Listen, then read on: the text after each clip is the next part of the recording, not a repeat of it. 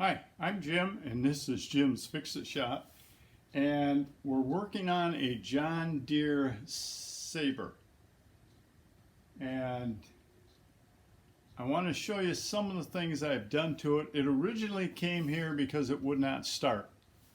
It was dead. It wouldn't do anything. The solenoid wouldn't even click. So they thought it was a battery. They put a new battery in it, same thing, nothing. It did start up and run once, and he started to clean up his yard, and he shut it off to get out to walk behind mower, and when he went back over to get on this, dead again, wouldn't do anything. I'll show you what I found out, what was wrong with it. Now I'm going to have to grab the camera by hand and try not to make you seasick. So hang on, I'll be right back. Okay, now if we can keep this thing running, I'm having a little trouble with this camera.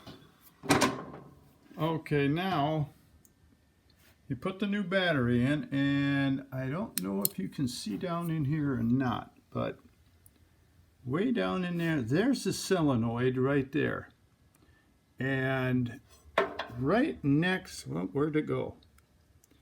It's kind of blurred out from all the light. Right there you can see a black boot on the end of this red wire. Underneath that boot is the other stud. You can see one there. That one's going from there to the starter. This one's got a very short cable that goes down under that boot.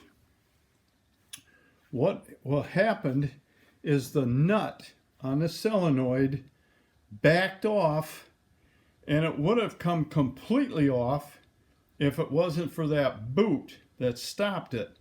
So the cable was so loose that it couldn't make contact and start.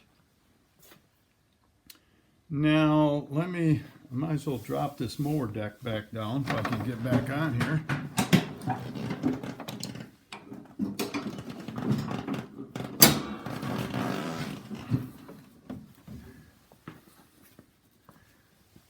I had to take the mower deck off because after I got it here, I tried to clean it off the best I could, and I noticed you can see one it's about a 2-inch diameter hole right there.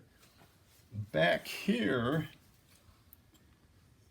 you can see right there was about a 3-inch diameter hole. So after I seen that, I decided I'm going to have to weld the deck up, so I took the deck off it. Okay, I'm underneath this John Deere, and we got to put a new drive belt on it. It goes back here to the gearbox. I can get you focused in, and it comes up here and goes around 2 idlers. Then it goes up here and goes around the bottom of the engine, and an idler that goes on here that I've got off already. And I'll show you what that looks like. This is the old idler pulley. This is the new one. See anything that looks remotely wrong with this? What had happened is the belt jumped off of the pulley, and you can see it was rubbing against here, using that as a pulley, and who knows how long it was doing that. So we went down to the John Deere dealer. See, now this one will barely spin. That's a good bearing. This is not. A lot of people think, oh man, this bearing spins awesome. No, it's shot. The bearing should not spin like that. This is a good bearing. So we're going to try to get this belt on here. I've got to take all of this off and this one off, and I'm not really sure what else I got to take off, but at least if nothing else, I've got a video that shows me how it was on. So I guess that's what we're gonna do next. We've got it on the lift, and I also have my Mo jack. It's M-O-J-A-C-K. That's, I'm trying to hold this by hand, I don't want to drop it. I got the front end of this up in the air so I can get under it. But I think I'm going to lower it down and just have it sitting on the floor.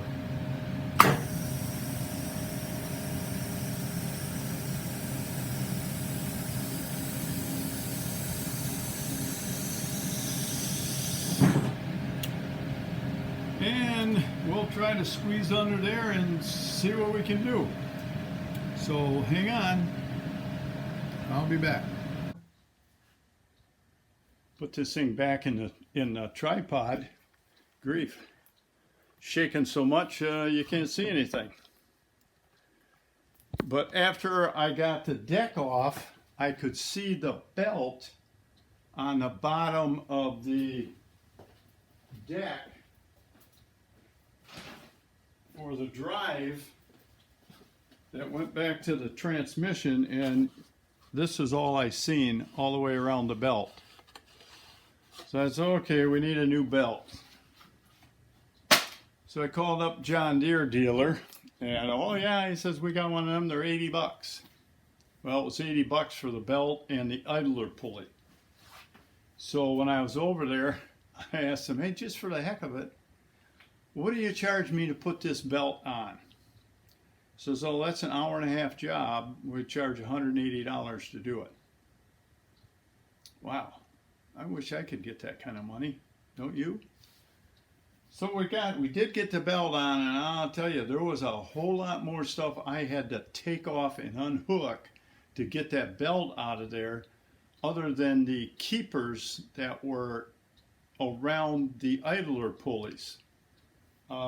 Yeah, I'd say I probably had an hour and a half into getting that thing off. I already had the deck off because I knew I had to work on the deck. So I had that at work, and I welded that up at work because where I'm planning on welding is on this bench and the machine is on it. So I just took it down the shop, welded it down there. So the deck is welded up, the blades are sharpened, it's got a new belt, new idler pulleys. I'm gonna text him and see if he wants me to change the oil and the air breather and the fuel filter, because they all look pretty nasty. So we'll see what he says on that. But I just thought I would let you know what I found and what you can look for if you have one of these things and you're having the same issues. I didn't do a lot of videos on repairing this thing because I was laying underneath of it and there's no room for the camera. I don't think I ever want to put another belt on one of these things. It's just, I'd rather pay the dealer than to do this. But that's it. I got to get it back over there probably tomorrow night, and on to the next one. Next one, it'll be a Craftsman rider. It's in sad shape. I'm going to see if I can at least get the engine running, and I don't know about the tractor. They told me that the spindle was bad, and they did some jury rigging to get the spindle to work. I don't know what that involved. The front tires are just about rotted off the rims. I think it's just basically going to be a parts machine. Now, it does have a decent engine. If I can get it running, I might buy it for the engine to put on one of my snappers, if it's the same one. So until next time, work safe, have fun, and I'll talk to you soon. So long.